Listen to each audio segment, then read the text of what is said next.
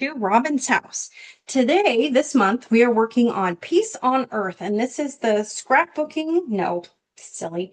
Well, the scrapbooking is Peaceful Days, but I'm not talking about the scrapbooking. I'm talking about the cards. So, if the cards are using this Peace on Earth bundle, which is a great mixture of sympathy and a little bit of Christmas in there. So, this is going to be such a fun card workshop. But what it does is it has all these great papers. So, this features the Secret Sea.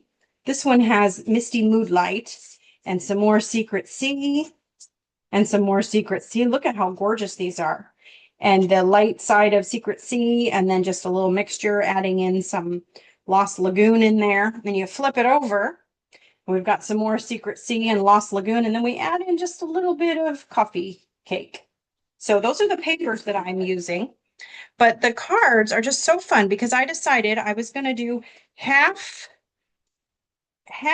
sympathy-ish. So this is Big Hugs for a Good Friend, and it uses the suite for Peaceful Garden, has this Peaceful Greenery embossing folder, and I did use that in this workshop a little bit.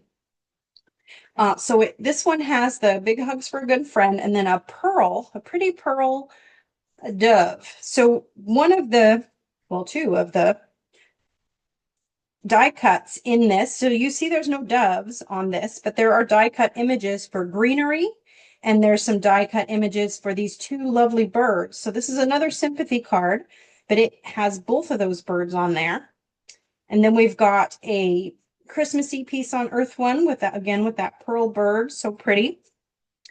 And then we've got a sympathy card. I'm using that embossing folder again with some heat embossing. I love heat embossing, especially on this dark paper. It's just gorgeous. And then we've got a fun fold with kind of a stand-up card here. So all the best in your new adventure. This could be retirement. This could be marriage. This could be anything.